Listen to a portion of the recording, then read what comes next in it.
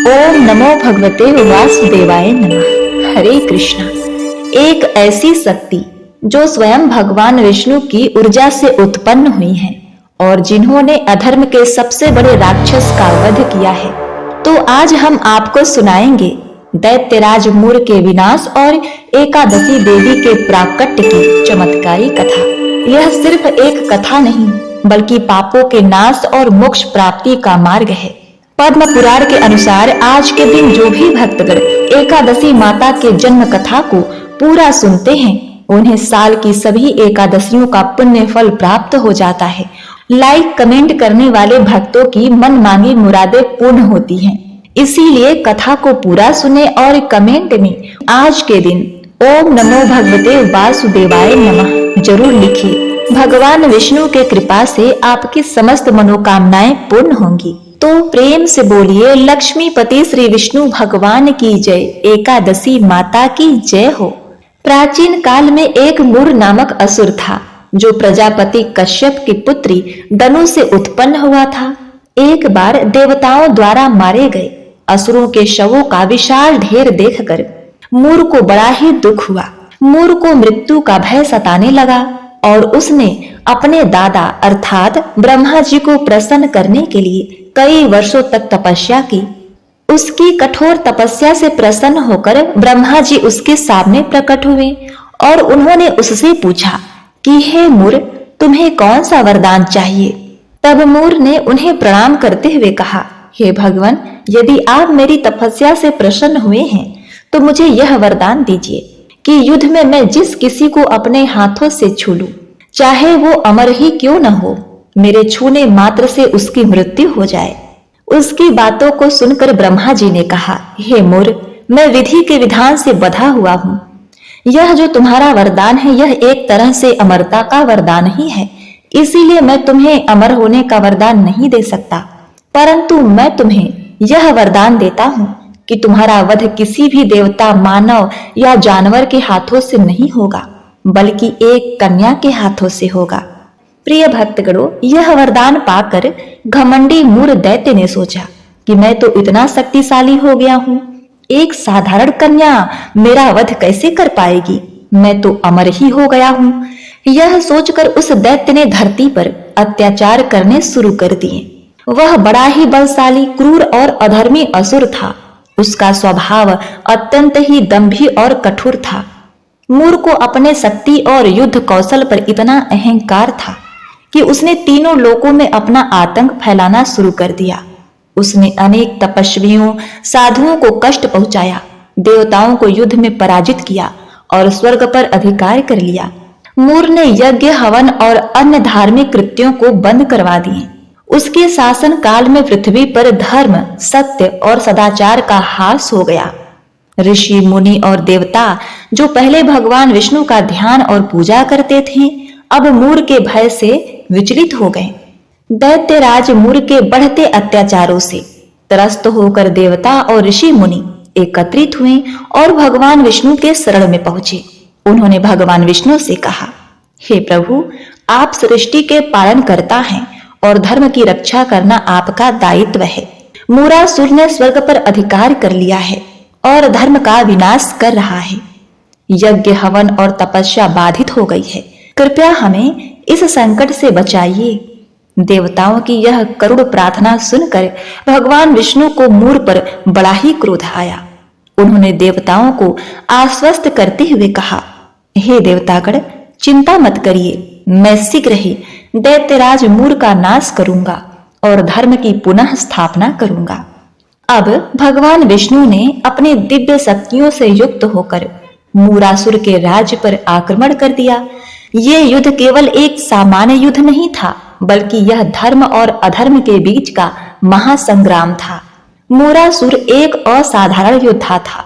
वह अपने बल, कौशल और अस्त्र शस्त्रों के कारण भगवान विष्णु को कड़ी चुनौती दे रहा था।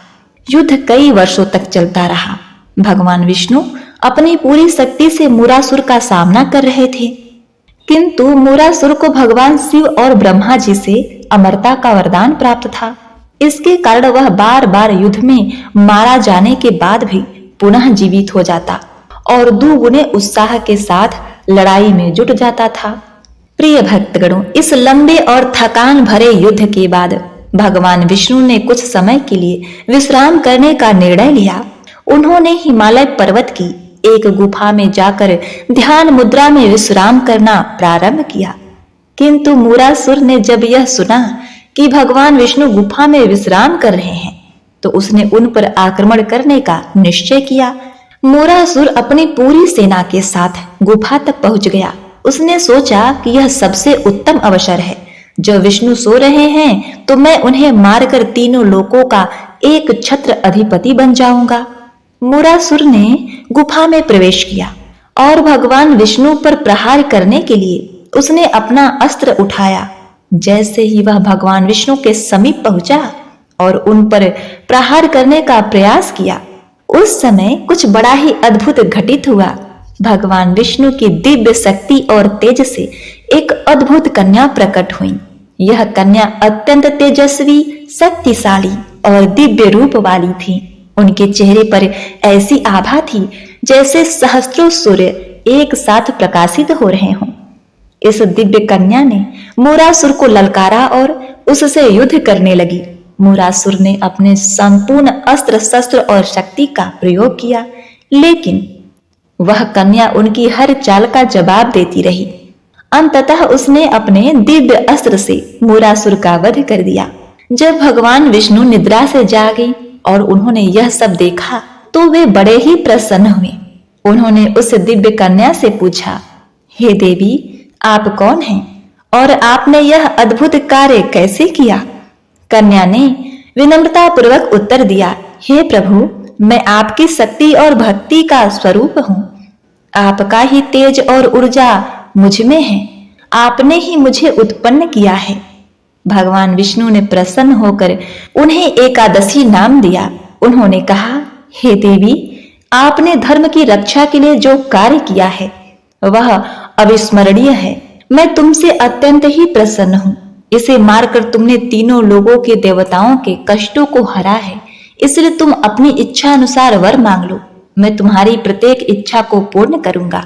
भगवान की बात सुनकर वह देवी बोली, हे प्रभु, मुझे यह वरदान दीजिए कि जो भी मनुष्य या देवता मेरा व्रत करे उसके सभी पाप नष्ट हो जाएं और अंत में उसे स्वर्गलोक की प्राप्ति हो। मेरे व्रत का आधा फल रात्रि को मिले और आधा फल एक समय भोजन करने वाले को मिले। और जो श्रद्धालु भक्ति पूर्वक मेरे व्रत को करे वे निश्चय ही वैकुंठ लोक को प्राप्त करें। जो मनुष्य मेरे व्रत में दिन तथा रात्रि को एक बार भोजन करे वह धन्य धान से भरपूर रहे। कृपा करके मुझे ऐसा वरदान दीजिए। भगवान श्री हरि ने कहा, हे देवी, ऐसा ही होगा। आपके और मेरे भक्त एक ही होंगे और अंत में संसार में प्रसिद्धि को प्राप्त होकर मेरे लोक को जाएंगे। हे कल्याणी, तुम एकादशी को उत्पन्न हुई हो, इसलिए तुम्हारा नाम भी एकादशी हुआ। क्योंकि तुम मेरे अंश से उत्पन्न हुई हो, इसीलिए संसार तुम्हें उत्पन्ना एकादशी के नाम से जानेगी। तथा जो मनुष्य इस दिन व्रत करेंगे उनके समस्त पाप समूल नष्ट हो जाएंगे। तुम मेरे लिए अब तीज, अष्टमी, नवमी, चौदस से भी अधिक प्रिय हो। उसके तुम्हारे व्रत का फल सब तीर्थों के फल से भी महान मेरे लिए यह मेरा अष्टांग कथन है। और 14 इतना कहकर भगवान श्री हरि उसी स्थान से अंतर्ध्यान हो गए। प्रिय भक्तों, तब से एकादशी व्रत का प्रचलन हुआ।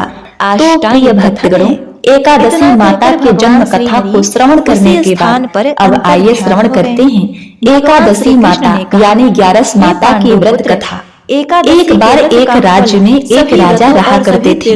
राजा बड़े ही बुद्धिमान और बलशाली थे। राजा सदैव अपनी प्रजा का बड़े ही अच्छे से ध्यान रखा करते थे। प्रजा भी अपने राजा को बड़ा ही प्रेम करती थी। उस मनुष्य राजा की 2 कन्याएं थीं। राजा अपनी दोनों कन्याओं से बहुत ही प्रेम किया करते थे। अर्थात राजा की छोटी कन्या देखने में बड़ी ही सुंदर और आकर्षण थी और राजा की बड़ी कन्या छोटी कन्या के मुकाबले थोड़ा कम सुंदर थी। कुंती, राजा की छोटी कन्या 11 माता की पूजा किया करती थी और सभी लोग राजा की छोटी कन्या से बहुत ही प्रेम करते थे और उसकी बहुत प्रशंसा करते थे। राजा भी अपनी छोटी बेटी को बड़ी बेटी से अधिक प्रेम करता था, जिस कारण राजा की बड़ी बेटी को अपनी छोटी बहन से बड़ा ही चिढ़ था। वह अपनी छोटी बहन से बड़ी ही ईर्ष्या करती थी। ऐसे करते करते राजा की दोनों बेटियां जब बड़ी हो गईं, तब एक पड़ोसी राज्य में रहने वाला राजकुमार राजा की बड़ी बेटी के लिए रिश्ता लेकर आया। किंतु जैसे ही उस राजकुमार की नजर राजा की छोटी पुत्री पर गई, तो वह राजकुमार राजा की छोटी पुत्री पर आकर्षित हो गया और उससे पहली नजर में ही प्रेम कर बैठा। उस राजकुमार ने राजा की बड़ी कन्या के साथ विवाह करने से मना कर दिया और उसने राजा से कहा कि हे महाराज, मैं आपकी छोटी बेटी से ही विवाह करना चाहता हूँ। जिसके बाद राजा की बड़ी बेटी यह देखकर अपनी छोटी बहन से बहुत ही क्रोधित हो गई और राजा की बड़ी बेटी ने अपनी छोटी बहन को अपना सबसे बड़ा दुश्मन मान लिया। राजा की बड़ी बेटी ने अपनी छोटी बहन से बदला लेने का निर्णय लिया, जिसके लिए उसने अपनी छोटी बहन को ही जान से मारने का उपाय निकाला। राजा की बड़ी बेटी ने अपनी छोटी बहन को मारने के लिए सबसे पहले एक लड्डू में विष मिलाकर अपनी छोटी बहन को दे दिया और उसको लड्डू खाने को कहा। लेकिन लड्डू खाने के बाद भी छोटी बहन को कुछ नहीं हुआ। बड़ी बहन यह देखकर बड़ी ही आश्चर्यचकित हो गई, लेकिन इसके बाद भी बड़ी बहन हार नहीं मानती है और उसने जब रात में छोटी बहन अपने कमरे में सो रही थी, तब एक मटके में सांप रखकर उसके कमरे में छोड़ देती है। लेकिन सांप भी छोटी बहन का कुछ नहीं कर पाया। जिसके बाद बड़ी बहन ने अपनी छोटी बहन से एक दिन कहा कि हे बहन, चलो हम लोग कुएं से पानी भरकर लाते हैं। जिसके लिए वह अपनी छोटी बहन को पानी भरने के बहाने कुएं के पास ले गई और उसने अपनी छोटी बहन को कुएं में धक्का दे दिया। लेकिन छोटी बहन को तब भी कुछ नहीं हुआ, क्योंकि हर बार ग्यारस माता उसकी रक्षा कर रही थी और उधर बड़ी बहन अपने सारे प्रयासों के बाद भी असफल हो रही थी, जिससे वह बहुत ही क्रोधित हो जाती थी। फिर उसने अपनी छोटी बहन के पास जाकर उससे खुद ही पूछा कि हे मेरी प्यारी छोटी बहन, तुमको पता है भगवान ने सबकी मृत्यु एक निश्चित समय पर लिखी हुई है और कैसे तुम्हारी मृत्यु होगी, क्या यह तुम जानती हो? तब छोटी बहन ने अपनी बड़ी बहन को बताया कि हाँ दीदी, मैं जानती हूँ मेरी मृत्यु कैसे होगी। छोटी बहन से यह सुनकर बड़ी बहन मन ही मन बहुत ही प्रसन्न होने लगी। उसने अपनी छोटी बहन से कहा कि तो तुम मुझे अपनी मृत्यु का राज बताओ। छोटी बहन ने अपनी बड़ी बहन से कहा कि मेरी जान तो एक तोते में है, जो तोते के गले में एक हार है, उसमें ही मेरी मृत्यु है। जब तक कोई भी व्यक्ति तोते को मारकर वह हार अपने गले में पहनेगा तो मैं मूर्छित हो जाऊंगी, और जैसे ही उस हार को अपने गले से उतारेगा तो मैं वापस से जीवित हो जाऊंगी। अपनी बहन की मृत्यु का राज सुनकर बड़ी बहन बड़ी ही प्रसन्न हुई और उसने अपनी छोटी बहन को मारने के लिए उसके पालतू तोते को ढूंढना आरंभ कर दिया। छोटी बहन को इस बात का आभास हो चुका था कि कोई उसकी जान लेना चाहता है, जिसके लिए वह अपने पिताजी के पास गई और उसने अपने पिताजी से कहा, हे पिताजी, मेरी मृत्यु के बाद आप मुझे जलाइएगा मत, बल्कि आप मुझे अपनी पुरानी वाली एक दूसरे महल में एक पलंग पर लिटा कर छोड़ दीजिएगा। अपनी छोटी बहन की यह बात सुनकर राजा को बड़ा ही दुख और आश्चर्य भी हुआ। राजा ने अपनी छोटी बेटी से पूछा, हे पुत्री, यह तुम क्या कह रही हो? तब राजा की छोटी बेटी ने बताया, पिताश्री, समय किसी के लिए नहीं रुकता, कब क्या हो जाए किसी को कुछ नहीं पता। कि हे पुत्री, तुम ऐसी बातें क्यों कह रही हो? 2-3 दिन में ही तुम्हारा विवाह होने वाला है। लेकिन छोटी बेटी ने अपने पिता को ऐसा करने पर मजबूर कर दिया और उनसे वचन ले लिया। राजा ने भी अपनी छोटी बेटी की बात स्वीकार कर ली और 2-3 दिनों के बाद जब विवाह का समय आया, तब राजकुमार धूमधाम से बारात लेकर राजा के राजमहल में आया और राजकुमार और राजा की छोटी बेटी का विवाह आरंभ हो गया। जैसे ही राजा की छोटी बेटी राजकुमार के साथ फेरे लेने शुरू करती है तो उसकी बड़ी बहन अपनी छोटी बहन के कमरे में जाकर उसके तोते को पकड़ लेती है, उसको कटार से जान से मार देती है। तोते के गले में जो हार था उसको अपने गले में धारण कर लेती है। जैसे ही बड़ी बहन उस हार को अपने गले में धारण करती है तो उधर छोटी बहन 3.5 फेरे लेते ही वहीं पर मूर्छित होकर गिर जाती है। यह देखकर राजा को बड़ा ही दुख हुआ। वह बड़े बड़े वैद्य हकीमों को बुलवाता है और अपनी छोटी कन्या का इलाज करने के लिए कहा। राजा की बात सुनकर वैद्यों ने छोटी बेटी का जब जांच किया तो राजा को बताया कि हे महाराज, आपकी छोटी कन्या ना ही जीवित है ना ही मरी हुई है। यह मैं ऐसा पहली बार देख रहा हूं। राजा ने वैद्य और हकीमों को यह बात बताने से मना किया और उनको कहा कि अगर तुम यह सब बात किसी को बताओगे तो हम तुम्हें फांसी दे देंगे। राजा ने अपनी छोटी बेटी को पुराने महल में ले जाकर एक पलंग में लेटा दिया। वहां पर कुछ दासियों और सैनिकों को तैनात कर दिया।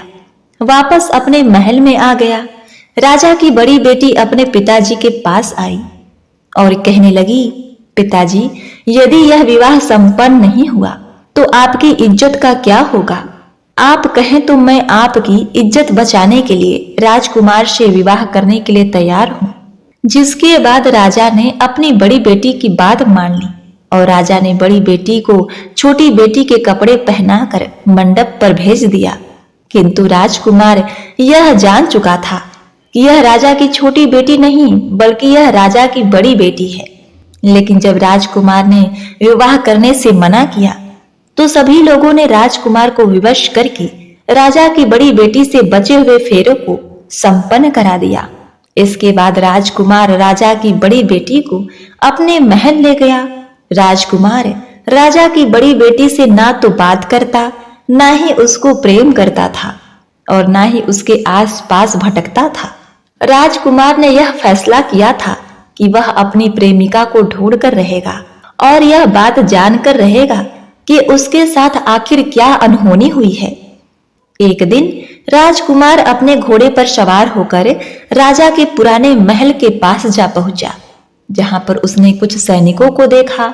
महल के आसपास पहुंचकर राजकुमार ने जब महल को ध्यान से देखा तो वह समझ गया कि यह तो हमारे ससुर जी का महल है। तब राजकुमार ने सैनिकों से पूछा कि तुम लोग यहाँ क्या कर रहे हो और इस महल के अंदर उस पलंग में कौन लेटा है? जिसके बाद सैनिकों ने बताया कि यहाँ पर राजा की छोटी बेटी लेटी है। यह सुनकर राजकुमार को बड़ी ही प्रसन्नता हुई और वह तुरंत अपनी प्रेमिका के पास पहुंच गया, उसकी सेवा करने लगा। जैसे ही रात हुई तो राजा की छोटी बेटी उठकर खड़ी हो गई। राजकुमार यह देखकर बहुत ही प्रसन्न हो गया और उसने अपनी प्रेमिका से पूछा, तुम यहाँ क्या कर रही हो? तुम मेरे साथ मेरे घर चलो। तुमने मेरे साथ आधे फेरे लिए हैं तो इस नाते तुम मेरी पत्नी ही कहलाओगी। राजा की छोटी बेटी ने राजकुमार को सारी बातें बता दी कि मेरी जान एक तोते में बसी थी और मैंने यह बात सिर्फ अपनी बड़ी बहन को बताया था और मुझे पता है कि उसने ही मुझे मारने का प्रयास किया है। उसके पास एक हार है जिसको वह सुबह पहन लेती है और रात को उतार देती है। जब तक वह हार को पहने रहती है तब तक मैं मूर्छित रहती हूँ और जैसे ही वह हार को उतार देती है मैं जीवित हो जाती हूँ। और जब तक मेरी बड़ी बहन के पास वह हार है तब तक मैं ऐसे ही जीवित और मूर्छित होती रहूंगी।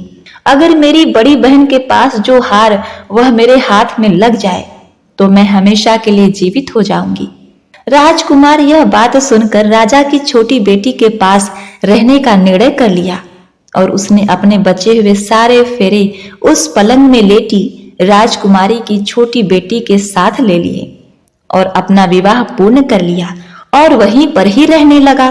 देखते ही देखते कुछ समय व्यतीत हुआ और राजा की छोटी बेटी और राजकुमार की पत्नी पेट से गर्भवती हो गई। एक दिन राजकुमार को किसी काम से बाहर जाना पड़ा। तब छोटी बहन के पेट में बहुत तेज दर्द होने लगा, जिसके बाद उसने 11 माता का आवाहन किया, जिसके बाद वहां पर 11 माता प्रकट हुई। उन्होंने अपने भक्तों के दर्द को दूर किया और एक पुत्र की प्राप्ति कराई। और वहीं पर अचानक से राजकुमार भी आ गया। राजकुमार ने 11 माता को देखा तो वह आश्चर्यचकित हो गया। उसने तुरंत माता को प्रणाम किया और 11 माता ने राजकुमार से कहा, जब तुम्हारा यह बेटा 5 वर्ष का हो जाएगा तो तुम अपनी पत्नी का हार लाकर इसके गले में डाल देना। ऐसा कहकर माता अंतर ध्यान हो गई। फिर तो समय बीतने लगा। देखते ही देखते राजकुमार का बेटा 5 वर्ष का हो गया।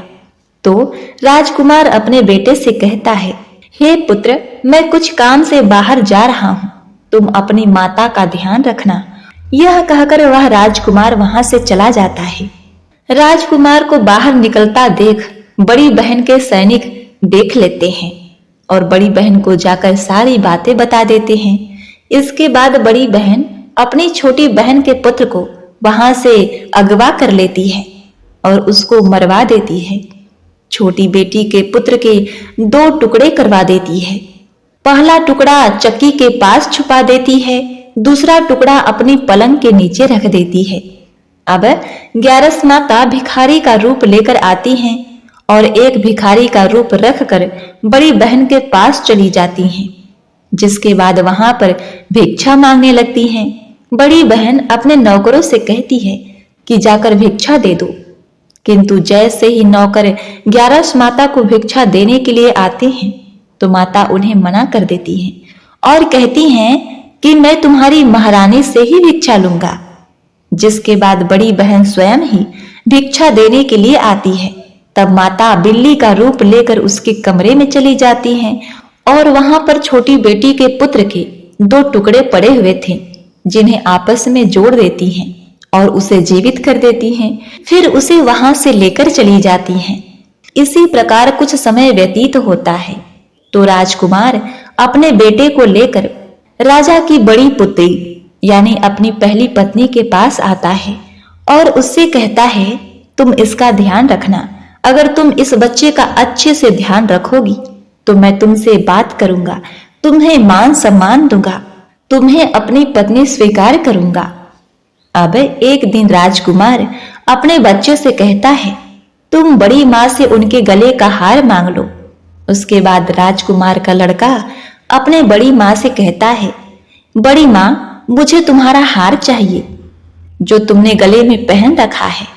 यह सुनकर पहले तो बड़ी बहन बहुत ही क्रोधित होती है, पर उसको यह याद आता है कि राजकुमार ने कहा था कि अगर मैं इस बच्चे का ध्यान रखूंगी तो वह मुझे अपना लेगा, जिसके कारण वह हार उस बच्चे को दे देती है। फिर तो वह बच्चा तुरंत वह हार लेकर अपने पिता को दे देता है। तब राजकुमार अपने बेटे को लेकर वहां से चला जाता है और फिर अपनी बड़ी पत्नी से कहता है कि तुम हमारे लिए खाना बनाकर रखना, मैं शाम को आकर तुम्हारे साथ भोजन करूंगा। और वह अपने बेटे को लेकर वहां से चला जाता है। जिसके बाद वह राजा के पास जाता है और उनको सारी बातें बता देता है। राजा अपनी बड़ी बेटी की यह करतूत सुनकर बड़ा ही क्रोधित होते हैं और अपनी परवरिश पर ही दोष लगाने लगते हैं और राजकुमार को अपनी छोटी बेटी के साथ रहने के लिए आदेश देते हैं। प्रिय भक्तगणों, इस प्रकार कहते हैं कि जो भी भक्त सच्ची श्रद्धा से एकादशी माता का व्रत करते हैं, उनकी कथा को सुनते हैं, उनकी पूजा करते हैं, तो एकादशी माता न केवल उन भक्तों को मोक्ष प्रदान करती हैं, बल बुद्धि शक्ति देती हैं, बल्कि उनके परिवार, उनके पुत्रों तथा उनकी रक्षा भी करती हैं, उनके सभी संकट हर लेती हैं। एकादशी माता की महिमा अपरंपार है। हे विष्णु प्रिया, हे एकादशी माता, आपको हमारा बारंबार प्रणाम है। ओम नमो भगवते वासुदेवाय नमः। हरे कृष्णा। ओम नमो भगवते वासुदेवाय नमः। प्रिय भक्तगणों, आज आप सुनेंगे एकादशी के व्रत में एकादशी माता की आरती। जो भी भक्त सच्ची श्रद्धा और नियम निष्ठा के साथ एकादशी का व्रत करते हैं, इस दिन भगवान विष्णु, माता लक्ष्मी, भगवान श्री कृष्ण जी का पूजन करते हैं तथा कथा को सुनते हैं और भगवान की आरती करते हैं। इससे भगवान विष्णु, माता लक्ष्मी अपने भक्तों पर प्रसन्न हो करके अपने भक्तों के सभी प्रकार के पापों को नष्ट कर देते हैं तथा सुख और समृद्धि, मोक्ष का आशीर्वाद प्रदान करते हैं। तो आइए प्रिय भक्तगणों, श्रवण करते हैं एकादशी माता की आरती। तो एक बार प्रेम से बोलिएगा, एकादशी माता की जय हो। ओम जय एकादशी, जय एकादशी, जय एकादशी माता। विष्णु पूजा व्रत को धारण कर शक्ति मुक्ति पाता। ओम जय एकादशी, जय एकादशी, जय एकादशी माता। विष्णु पूजा व्रत को धारण कर शक्ति मुक्ति पाता। तेरे नाम गिनाओ देवी, भक्ति प्रदान करनी। गुण गौरव की देवी माता, शास्त्रों में वर्णी। ओम जय एकादशी, जय एकादशी, जय एकादशी माता। विष्णु पूजा व्रत को धारण कर शक्ति मुक्ति पाता। मार्गशीर्ष के कृष्ण पक्ष में उत्पन्ना होती, शुक्ल पक्ष में मोक्षदायिनी, पापों को धोती। ओम जय एकादशी, जय एकादशी, जय एकादशी माता। विष्णु पूजा व्रत को धारण कर शक्ति मुक्ति पाता। पौष मास के कृष्ण पक्ष को सफला नाम कहे, शुक्ल पक्ष में हो ये पुत्रदा, आनंद अधिक रहे। ओम जय एकादशी, जय एकादशी, जय एकादशी माता। विष्णु पूजा व्रत को धारण कर शक्ति मुक्ति पाता। नाम सटतीला माघ मास में कृष्ण पक्ष आवे, शुक्ल पक्ष में जया कहावे, विजय सदा पावे। ऐसे ही ओम जय एकादशी, जय एकादशी, जय एकादशी माता। जाया करती थी। विष्णु पूजा व्रत को धारण कर शक्ति मुक्ति पाता।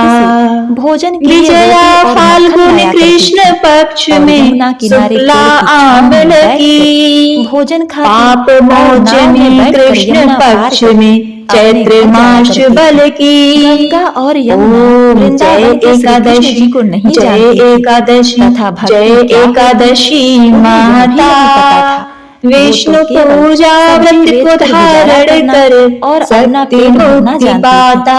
एक दिन गंगा और चैत्र शुक्ल में नाम कामदा, धन देने वाली, जल्द बिक गई। नाम बरुथनी कृष्ण पक्ष में वैशाख माहवाली, काफी जल्दी बिक गई। ओम जय एकादशी, जय एकादशी, जय एकादशी माता। बताओ विष्णु पूजा व्रत को धारण कर शक्ति मुक्ति पाता। शुक्ल पक्ष में होय मोहिनी, अपराज्येष्ठ कृष्ण पक्षी, नाम निर्जला सब सुख करनी, शुक्ल पक्ष रखी। ओम जय एकादशी, जय एकादशी, जय एकादशी माता। विष्णु पूजा व्रत को धारण कर शक्ति मुक्ति पाता। योगिनी नाम आषाढ़ मास में जानो, कृष्ण पक्ष वर्णी, देवशयनी नाम कहायो, शुक्ल पक्ष धरणी। ओम जय एकादशी, जय एकादशी, जय एकादशी माता। विष्णु पूजा व्रत को धारण कर शक्ति मुक्ति पाता। कामिका श्रावण मास में आवे कृष्ण पक्ष कहिए, श्रावण शुक्ल होय पुत्रदा आनंद से रहिए। ओम जय एकादशी जय एकादशी जय एकादशी माता, विष्णु पूजा व्रत को धारण कर शक्ति मुक्ति पाता। अजा भाद्रपद कृष्ण पक्ष की परिवर्तिनी शुक्ला, इंदिरा अश्विन कृष्ण पक्ष में व्रत से भव सागर निकला। ओम जय एकादशी जय एकादशी जय एकादशी माता, विष्णु पूजा व्रत को धारण कर शक्ति मुक्ति पाता।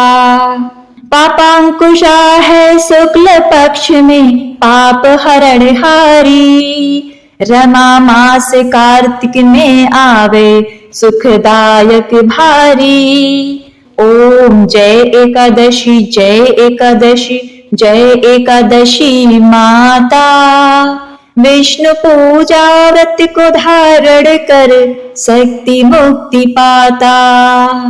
देवोत्थायिनी शुक्ल पक्ष की दुख नाशक मैया, लौद मास की करो विनती पार करो नैया। ओम जय एकादशी जय एकादशी जय एकादशी माता, विष्णु पूजा व्रत को धारण कर शक्ति मुक्ति पाता। शुक्ल लौद में होय पद्मिनी दुखदार गृहरणी, परमा कृष्ण पक्ष में होती जन मंगल करणी। ओम जय एकादशी जय एकादशी जय एकादशी माता, विष्णु पूजा व्रत को धारण कर शक्ति मुक्ति पाता। जो कोई आरती एकादशी की भक्ति सहित गावे, जन रघुनाथ स्वर्ग का वासा निश्चित वह पावे। ओम जय एकादशी जय एकादशी जय एकादशी माता, विष्णु पूजा व्रत को धारण कर शक्ति मुक्ति पाता। ओम जय एकादशी जय एकादशी जय एकादशी माता, विष्णु पूजा व्रत को धारण कर शक्ति मुक्ति पाता। ओम नमो भगवते वासुदेवाय नमः। ओम नमः शिवाय।